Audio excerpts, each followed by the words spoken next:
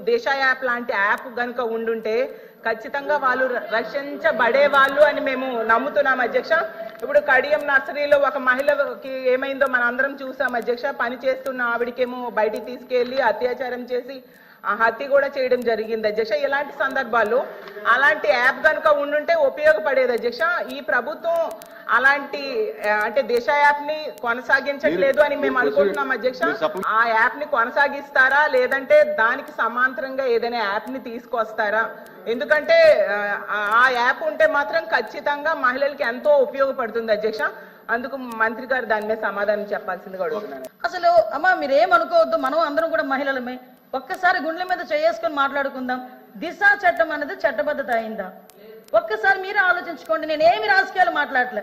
మీరు రాజకీయాల్లో ఉన్నారు, నేను రాజకీయాల్లో ఉన్నాను. మీరు ఒక మహిళ, నేను ఒక మహిళే. మీరు మహిళల గురించి పోరాడుతున్నారు, నేను మహిళల గురించి పోరాడుతున్నాను.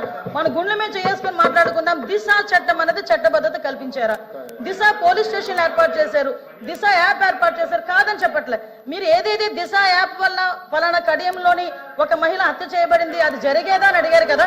నిజంగా దిశ యాప్ ద్వారా లాస్ట్ లెక్కలు తీద్దాం. దిశ యాప్ ద్వారా ఎంతమంది మహిళలు రక్షింపబడ్డారో ఒకసారి మీరే చెక్ చేసుకోండి. ఆ దిశ యాప్ లో ఎటువంటి శానిటీ లేదు కాబట్టి ఈ రోజు దిశ యాప్ ని కూడా మేము పక్కన పెట్టి కొత్తగా శక్తి యాప్ అని తీసుకొచ్చి ఆ యాప్ కూడా నెట్వర్క్లు పనిచేయని చోట కూడా మహిళ ఇబ్బంది పడితే ఇమీడియట్ గా యాప్ ద్వారా నియర్ బై పోలీస్ స్టేషన్ కి ఇన్ఫార్మ్ చేయడానికి రూపొందించేటట్టుగా ఈరోజు శక్తి యాప్ ని మేము ఏర్పాటు చేస్తున్నాం. అది ఉమెన్స్ డే రోజు గౌరవ ముఖ్యమంత్రి గారు కూడా శక్తి యాప్ ను కూడా ప్రారంభోత్సవం చేయబోతున్నారని చెప్పడం నేను గర్వపడుతున్నాను. నేను నిజంగా లేని దిశా చట్టాన్ని తీసుకొచ్చి 5 సంవత్సరాలు దిశా చట్టం దిశా చట్టం దిశా చట్టం దిశా పోలీస్ స్టేషన్ దిశా డిఎస్పీ దిశ ద్వారా మేము కంప్లైంట్ ఫ్లోట్ చేసాం. రమ్మనండి ఒక్కసారి దిశ పోలీస్ స్టేషన్ లోనే దిశ కంప్లైంట్లు ఇచ్చిన వాళ్ళు ఏ చట్టం మీద కంప్లైంట్ ఇచ్చారో అటువంటి పరిస్థితుల్లోనే ఈ రోజు దిశ యాప్ గురించి మీరు మాట్లాడుతున్నారు. ఈ రోజు మహిళల భద్రత విషయంలో కట్టుదిట్టమైన చర్యలు మేము తీసుకుంటున్నాం. మహిళల భద్రత విషయంలోని ఈ రోజు ఉమెన్ సేఫ్టీ వింగ్ ని కూడా ఏర్పాటు చేయడానికి గౌరవ చంద్రబాబు నాయుడు గారు ముందుకు వచ్చారు.